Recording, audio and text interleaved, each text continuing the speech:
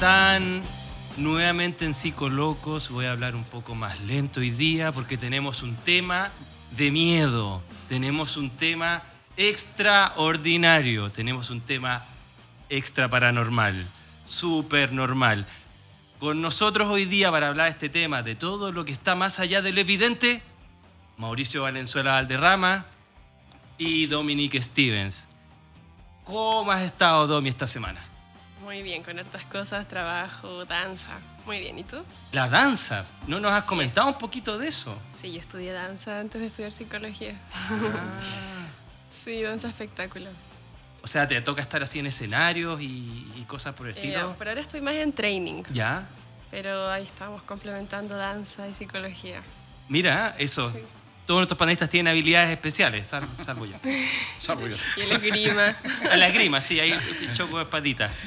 ¿Cómo estáis, Mauricio? Estoy bien. Cuando uno dice está bien, que es la respuesta como políticamente, estoy en general bien. Y como dice un amigo, básicamente bien. ¿Cómo está el Rufito? Rufito está, ese es mi problema, Rufito está cada día más apapado y se me levanta en la noche y me pone la cabeza porque duerme en la alfombra al lado mío. Y ronca. Y te lo encargo como ronca y me despierto y le digo, Rufito, por favor, déjame dormir. Me queda mirando así. Es un amor mi perro. Bueno, mira, el tema tiene que ver con lo siguiente. Hay una encuesta, la encuesta Academ 5C, que plantea que el 67% de los chilenos ha vivido alguna experiencia paranormal en sus vidas. Entonces eso nos lleva a la siguiente pregunta. ¿La psicología tiene algo que ver con las experiencias paranormales? ¿Es normal tener experiencias paranormales? ¿Estás, comillas, loco por tener experiencias paranormales? Entonces, les voy a comentar a grandes rasgos qué tipo de experiencias son y ahí después las vamos desmenuzando. Mira, primero, existe un área de la psicología que estudia lo paranormal, que se llama psicología anomalística. Y antes se llamaba parapsicología. Y que estudia una serie de fenómenos, particularmente lo siguiente. La percepción extrasensorial, que es la posibilidad que tú adivines el futuro, adivines un lugar a distancia o adivines el pensamiento de otro. Está la psicoquinesis, ¿lo han escuchado alguna vez? Que es como que yo mentalmente así, mueva un objeto a distancia, como un hombre X. La influencia de la conciencia sobre la materia. Tenemos un tercer fenómeno que tiene que ver con los muertos, particularmente con las personas que dicen haber visto apariciones de vivos y muertos. Gente que ve personas que ellos conocen que están en otro lugar como desdoblados, experiencias fuera del cuerpo, tanto como personas que han visto seres fallecidos. Eso es lo que principalmente estudia la parapsicología, que está desde, 1880 y tanto, la época de un señor que se llamaba Max Dessoir, que tomó ese término, y ha acompañado a la psicología a través de las eras. Pero siempre ha sido sumamente como vilipendiada por miedo a quedar quizá en el ridículo.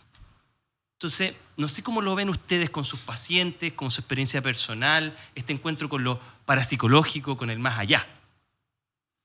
¿Dominica? Vale, yo creo que, primero que nada, hay que considerar que todo parte con un estímulo que nosotros estamos interpretando, ¿cierto? Uh-huh. Lo paranormal es lo que nosotros estamos dando significado a algo que estamos percibiendo. Uh-huh. Entonces, todo parte por un estímulo. Si no hubiera, una sombra rara, no habría nada, ¿cachai? Dentro de nosotros.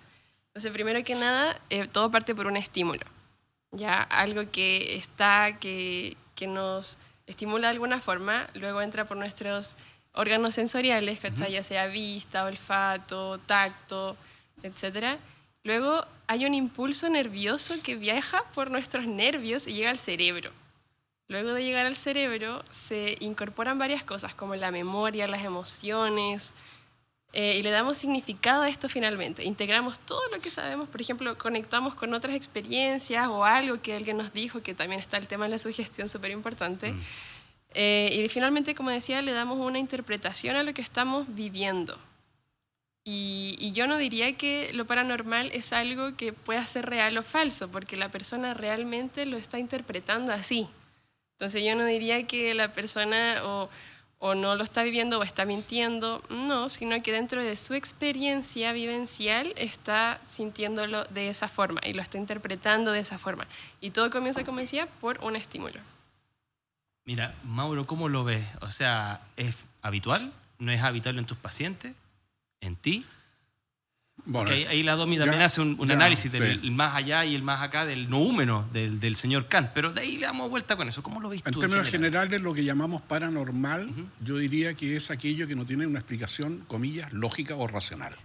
Ya. Entonces, cuando vivimos esa experiencia, decimos, esto es extraño, no le encuentro una interpretación. Y muchas de las experiencias que me ha tocado tratar y escuchar, historias, tienen que ver con los muertos. Que se le apareció, que mira, se da mucho, que sienten que en la noche, fenómeno que se suele dar en la noche, no siempre, pero se suele dar en la noche, como que se les sienta en la cama y sienten el movimiento de la cama. Y otros que tienen que ver con relaciones dolorosas de pérdidas muy significativas, suelen tener mayor frecuencia en estas experiencias paranormales, como que se te aparece el ser querido, no te habla, te mira, se sonríe y en algunos casos menores te habla. ¿Ok? Entonces, todo esto que llamamos paranormal, yo creo que algo de eso hay. Ya contaré una experiencia que tuve personalmente de una experiencia paranormal. Pero ya, mira, aquí lo que plantea, por ejemplo, Mauro, es algo que en psiquiatría o en psicopatología se conoce como alucinaciones catatímicas. Las alucinaciones catatímicas son normales, no hay nada que asustarse, pero son alucinaciones que uno tiene asociadas al afecto, al sentir. Entonces son súper típicas las personas que han vivido un duelo. Por ejemplo, sigo sintiendo a mi abuelita que está o su perfume, o sus pasos, o su presencia, y ella murió hace 2 semanas. Tiene que ver un poco que las personas que amamos son la extensión de nuestro cuerpo. Entonces, cuando uno sufre una pérdida, tiene estos como miembros fantasmas, estas sensaciones residuales. Entonces, eso se considera normal. También muchas veces pasa con perritos fallecidos y gatos, que la gente los siente. Entonces, estas alucinaciones catatímicas es un aspecto. Pero plantea otro aspecto también, Mauricio. Estas personas que sienten seres en su cama. Eso se conoce como intromisiones en las parálisis del sueño. Ocurren normalmente a las 3, 4 de la mañana, la persona se despierta, no se puede mover, siente presión en el pecho y siente la intrusión de una presencia. Por ejemplo, a mí me ha tocado sentir un gris. Sí, sentí un gris así, que es grande, así, probablemente es como mi angelito de la guarda. Y un zumbido. Y eso es porque el cerebro no está logrando interpretar el retomar el movimiento de los músculos. ¿Ya? Y hay una serie de explicaciones que después podemos dar súper interesantes. Pero lo que nos plantea la Domi, por ejemplo, es el tema de nosotros no realmente vemos el mundo. Nosotros lo que vemos es lo que nuestros filtros nos permiten ver. Entonces había un señor re fome, pero súper inteligente, que se llamaba Immanuel Kant, que dijo, nosotros no podemos acceder a la realidad. Nosotros accedemos a una... Esa cuestión es una ameba que le llamamos el noúmeno. Es como una cosa que nosotros realmente nunca vamos a tocar la realidad. Lo que tocamos es lo que se encienda en nuestros sentidos, el fenómeno. Entonces, como tal, las experiencias paranormales son súper estudiables porque son un fenómeno humano. Ahora, mucha gente está poniendo muchas fichas en investigar, por ejemplo, la gente que está a punto de morir, la gente que es resucitada cardíacamente. Un tipo llamado Sam Parnia, en la Universidad de Nueva York, tiene una unidad entera de estudio de gente que está muriendo, que tiene un paro cardíaco y quieren ver si realmente estas personas siguen conscientes después del paro. Y están analizando inclusive si son capaces de ver objetos a su alrededor. Para 2 cosas, para demostrar que quizás la gente está consciente más tiempo del que se cree que está y no está en muerte cerebral realmente, que es algo médicamente importante, pero también para ver que quizás la conciencia se desplaza después de la muerte del cuerpo físico. No sé, ¿alguno de ustedes ha tenido experiencias paranormales? No sé, mi telepatía, por ejemplo, tú me contaste que tenía unos hermanos, así como, pucha, justo yo quería llamar a mi hermano y mi hermano me llamó antes, o de un abuelo, un familiar fallecido. La verdad, lamento decepcionarte, pero no, para nada. Mira, creo mucho. Sí, yo puedo creerle mucho a una persona que me dice, Domi, yo viví esto. Yo digo, mira, te creo 100%, yo nunca he vivido esto, pero la creencia tiene que ver con algo más intelectual, con algo más como aparte, ¿cachai? Pero no, la verdad es que yo nunca he vivido algo así. Sí puedo decirte que varias veces yo vivía en el campo, yo soy de Valdivia, entonces allá igual hay como harto animalito y todo. Y allá varias veces escuché ratones, pero en un principio yo no sabía que eran ratones. Y obviamente me asusté mucho. Yo dije, uy, ¿qué es eso? Y me imaginé un fantasma, me imaginé a mi abuela, no sé, un montón de explicaciones locas, hasta que mi papá puso una trampa de ratón y apareció una cuestión horriblemente asquerosa. Era un para ratón normal, claro. Una experiencia para ratón. Sí, igual considero que es importante hacer una distinción entre una ilusión y una alucinación. A ver. Porque han habido estudios que indican que las ilusiones son más frecuentes en personas que han atravesado duelos. Buenísimo. Primero que nada, las alucinaciones son cuando una persona recibe un estímulo, lo que decía hace un momento sobre el estímulo, pero en realidad no hay ningún estímulo que comience con este proceso hasta llegar a una interpretación, sino que no hay nada y uno ya está interpretando algo. En cambio, una ilusión es cuando ya hay un estímulo, pero lo transformamos a algo. Por ejemplo, no sé, pues estás en tu cama a punto de dormir y hay una ventana grande al lado y se ve como la sombra de los árboles de afuera. Hay un estímulo y creemos que es una sombra de una persona, pero en realidad es un árbol.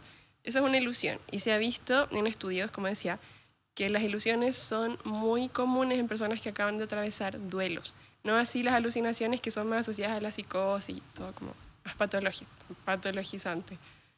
Claro, a veces empezamos a ver lo que queremos ver, creer para ver. Lo que necesitamos ver.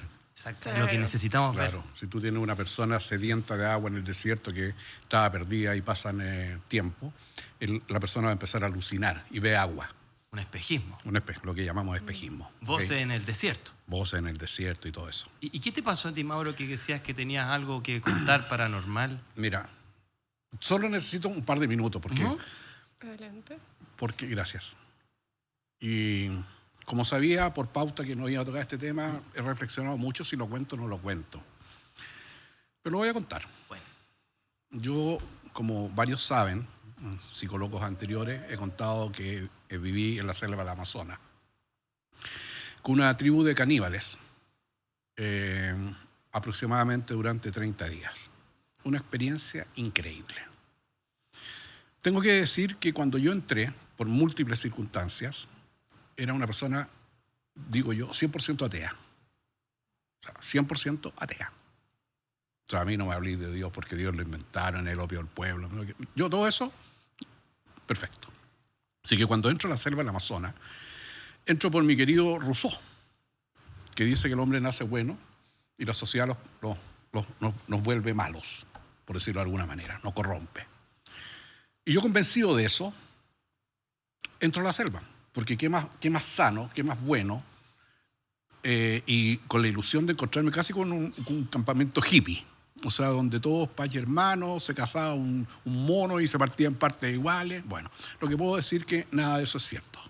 Eso lo inventó Rousseau desde un escritorio, y yo, que lo viví en carne propia, en un trabajo de campo investigativo, me di cuenta, al menos que en esa tribu donde estaba yo, nada de eso operaba.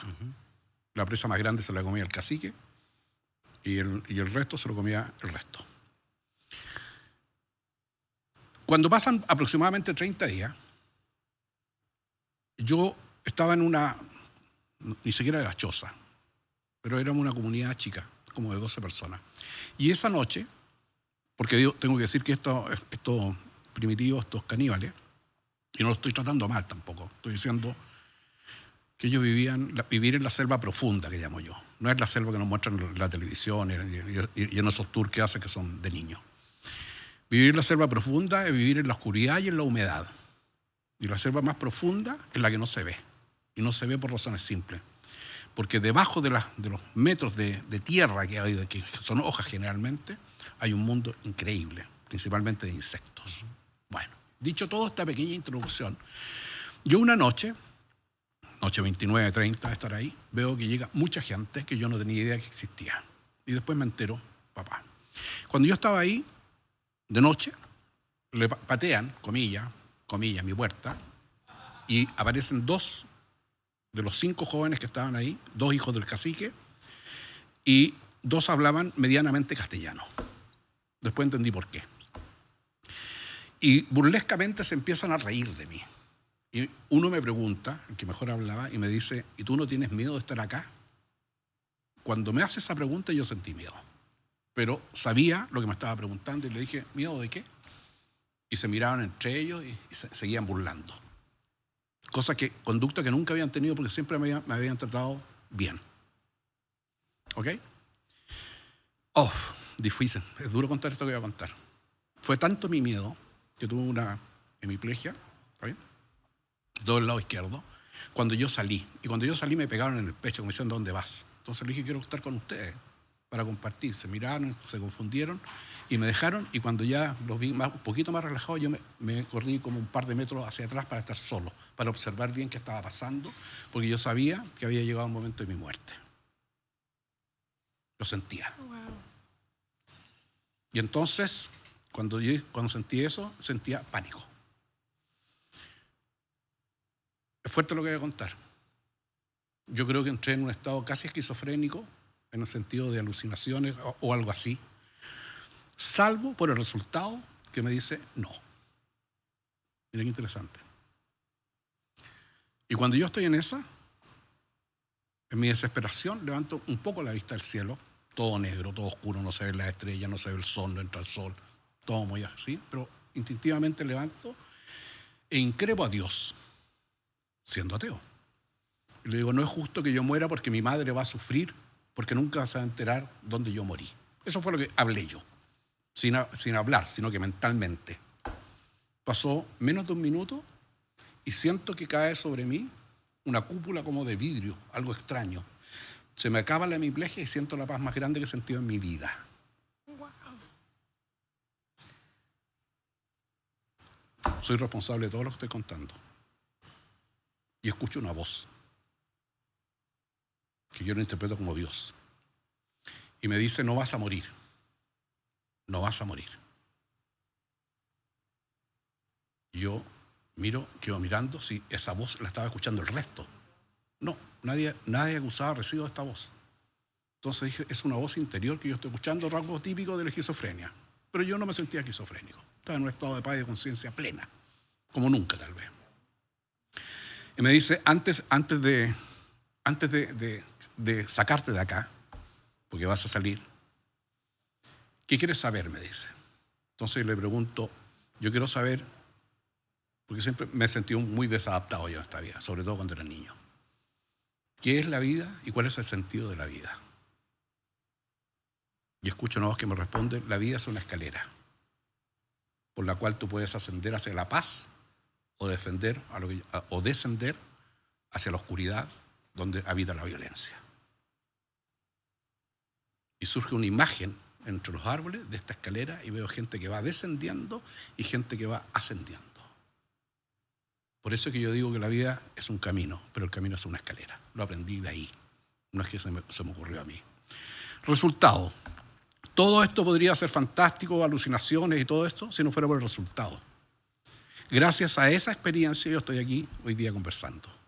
Porque me guió paso a paso lo que yo tenía que decir, lo que tenía que callar, hacia dónde tenía que caminar. Estoy hablando que estábamos en la selva profunda, no sé si a 30 kilómetros del lugar más cercano de donde yo podía salvarme, que era un convento de monjas.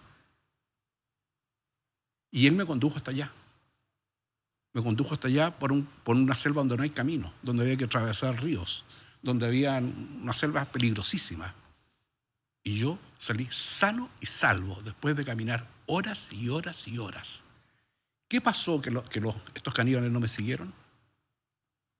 ¿Qué pasó que no me fueron a cazar cuando se dieron cuenta que yo me había arrancado? Entonces ahí yo sentí la protección de Dios y hasta el día de hoy no creo en Dios. Estoy seguro que Dios existe porque yo hablé y Él me salvó la vida. Es muy fuerte lo que estoy diciendo, pero me emociono. Qué potente lo que dice. Bueno, esos estados de conexión con el todo, un tipo que se llamaba Eugene de Aquila y Andrew Newberg, planteaban que ocurrían bajo ciertas circunstancias. Lo que describe Mauricio, aparte de súper potente emocionalmente, le llamaban a alguna gente estado de trance o estado transliminal.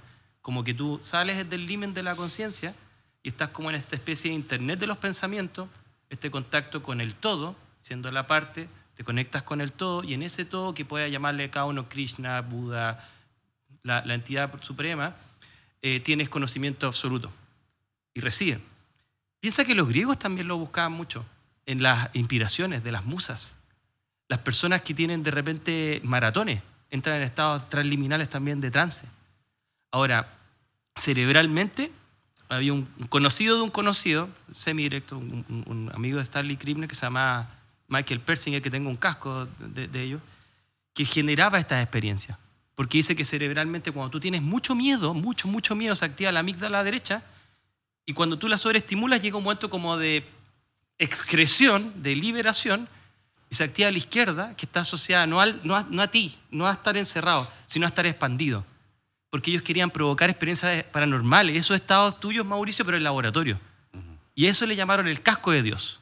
Era un casco que provocaba experiencias paranormales similares a las experiencias que cuenta Mauricio como en ese estado de trance. Porque querían que de alguna manera la gente respondiera desde ese otro yo sabio. Si te fijas, en todas las tribus están los chamanes, y los chamanes cuando hablan en trance. Hablan en este estado como de superinteligencia, donde tú tienes como una especie de conciencia plena. La supraconciencia. Exacto. Sí, no, yo igual quería como agradecerle a Mauricio porque tremenda experiencia, a mí me puso como los pelos de punta. Sí, igual considero que las personas como que necesitamos buscarle una explicación científica a algo que de repente simplemente no se le puede dar una explicación. Y somos tan egocéntricos, androcéntricos me parece que se diría, que necesitamos ponerle nombre a todo. Y si no tiene nombre, no existe. ¡Ey, no es así! Simplemente nosotros tenemos receptores sensoriales, lo que decía hace un momento, pero a veces simplemente... O sea, ¿quién dice que nuestros sentidos captan toda la realidad? Lo que decía Kant. O sea, nada nos asegura que lo que estamos viviendo es una realidad. Igual quería proponer el tema de los sueños, porque me acordé que yo tuve un sueño, ya lo voy a contar igual. Tuve un sueño cuando tenía 4 años y soñé con la Virgen. Imagínate una niña de 4 años cómo va a soñar con la Virgen, no tiene sentido. Y sí, soñé con ella, yo tenía apnea. Y soñaba que, o sea, en mi sueño ella estaba como arriba de una escalera, por eso me acordé. Estaba arriba como en el último peldaño de una escalera, todo era muy blanco y ella me extiende la mano y me dice, Dominic, Dominic. Y yo como que empiezo a subir la escalera y me voy acercando y me despierto. Le cuento a mis papás y me llevan al doctor de inmediato porque yo me iba a morir de apnea. Wow. O sea, yo no podía respirar en la noche, ¿cachai? Literal se me cortaba la respiración y mi papá tenía que estar al lado mío porque si no sufría mucho y ya con ese sueño cacharon los doctores que yo podía fallecer. Mira, así que igual estoy aquí gracias a ese sueño. Increíble. Mira. ¿Quién explica eso? Nadie. O sea, de hecho, hay un tipo que lo explicaba, que se llama Melvin Morse. No todo tiene explicación, Sergio. Melvin Morse es un pediatra que estudió experiencias cercanas a la muerte en niños y las figuras que ellos ven, el túnel, el viaje de los recuerdos y esos seres que los esperan al otro lado son exactamente los mismos que los adultos. Entonces la pregunta de Melvin Morse, que le hace dibujo a los niños, porque no cachan mucho, son súper pequeños, es cómo los niños tienen acceso a una experiencia similar a lo de los adultos. Un poco si te fijas, lo de Mauro, y tú con 4 años, Mauro ya tenía 20 y tanto, probablemente, porque llegan a la misma experiencia. Entonces, esos elementos nos hacen pensar de que hay algo que hace el cerebro o algo que nosotros accedemos en una multidimensionalidad que nos lleva a esto. Ahora, un par de detalles. La Domi hablaba de los sueños. Es súper interesante porque hay gente que sueña con sus muertos y al soñar con sus muertos esto les da mensajes, por ejemplo, de salud, de qué parte del cuerpo está enferma o si están embarazadas, por ejemplo. Hillman y Krippner también estudiaban harto eso. También hay personas que se comunican con las personas de los sueños con esto para cerrar ciclos.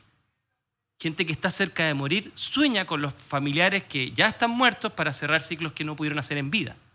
Entonces, y en virtud del tiempo, quería regresar a la pregunta inicial. ¿Por qué los chilenos creen tanto en lo paranormal? ¿Será por esto que ustedes me describen? ¿Será por lo que la psicología formal de repente dice, que es la tolerancia, el miedo a la muerte? ¿Por un poco de intolerancia a lo incertidumbre? Entonces la gente busca explicación en la incertidumbre y trata de encontrar una magia en el mundo. ¿Será porque somos supersticiosos, en otras palabras? ¿Por qué necesitamos hasta el día de hoy, 2025, creer todavía en lo paranormal? Entonces, unas últimas palabras, Mauricio, Domi, ¿por qué tantos creen lo mismo que compartimos acá tan privadamente de nosotros? Bueno, no tan privadamente, pero se entiende. Dale, Domi. Gracias. Yo creo que el tema de la sugestión, que así como mencionándola muy rapidito, es cuando una idea se transmite a otra persona y la creemos como propia. O sea, por ejemplo, si alguien me dice, oye, puede que te duela la guata si te comes esto, probablemente a la persona le va a doler la guatita, ¿cierto? Ya, la sugestión yo creo que es algo importante aquí porque cuando te cuentan una experiencia, ¿ya? Y tú le crees mucho a esa otra persona, tú también te crees o sea, crees que eso es real y crees que te puede pasar también a ti. Entonces, yo creo que sí, esa como empatía quizás de escuchar esta experiencia que le pasó a otra persona y creerla como que es real, yo creo que pasa mucho quizás en nuestra cultura, como que nos creemos mucho lo que nos cuentan. No lo digo como algo malo, lo digo como una consecuencia de la sugestión. Creo que eso tiene mucho que ver con esto. Ah, sugestión. Efecto nocebo, efecto placebo, Mauro. Bueno, yo dije todo lo que tenía que decir. Solo tal vez volver a ratificar que hay muchas cosas, a pesar de todo lo que se ha estudiado, crítica de la razón pura, estabas hablando tú de Kant, que un poco Maturana tenía eso, pero a la gente no le interesa ese tema, que tiene que ver con las limitaciones de la razón. Como digo yo, el problema es que la inteligencia es limitada y la estupidez es ilimitada. Pero eso es un paréntesis. Lo que quiero decir es que realmente, y esto se lo copio al doctor Massa, cuando dijo lo que sabemos es muy parecido a un farol en el medio del desierto. Lo que puede alumbrar un farol es todo lo que sabemos. Y toda la zona oscura son mucho, mucho, mucho que nos falta por saber desde las profundidades del océano, lo que pasa en el universo. Nos falta mucho. Somos muy ignorantes aún y yo creo que dentro de los temas de la ignorancia tiene que ver con esto que nosotros llamamos paranormal, porque no le encontramos una razón lógica, explicativa a lo que está aconteciendo, pero yo creo que algo hay de eso. Y lo último que quiero decir, pero también hay un montón de chantas que dicen poder solucionar esos problemas y bla, bla, bla, bla, bla, bla, bla, bla. Ojo con eso. Hay algo de cierto y hay algo de negocio en toda esta cosa también. No seamos ingenuos. Bueno, primero, muchos chilenos entonces están relacionados con esta sensación de que hay un más allá, que hay algo más allá de los sentidos, más allá de lo tangible. Quería comentarte, antes de cerrar, que a otro cosmólogo llamado Carl Sagan, muy conocido por la serie Cosmos en los años 80, en un libro que se llamaba El mundo y los demonios, dijo lo siguiente: la mayoría de las cosas yo no las creo, como Mauro, no las creo, son pura chantería. Pero hay una de las cosas que me genera dudas, entre ellas los niños que tienen experiencias de vidas pasadas, que a veces tienen 3, 4 añitos en ciertas zonas, por ejemplo los drusos en ciertas zonas del mundo, y que recuerdan con nitidez experiencias que no tendrían cómo reconocer. Que lo estudió un tipo que se llama Ian Stevenson. Entonces, yo creo que esto da para mucho. Yo creo que realmente tenemos que explorar como psicólogo un poquito más allá de lo tangible, como tú planteas, este universo entero oscuro, pero que puede ser iluminado con otras experiencias que también pueden caer. Con cuidado, por supuesto, para que no se nos caiga el cerebro en el abismo. Así que bueno, muchas gracias nuevamente. Excelente programa de Psicolocos. Les agradezco su sintonía, les agradezco su entrega, Domi, Mauro, y nos vemos en otra semana. Chao, chao.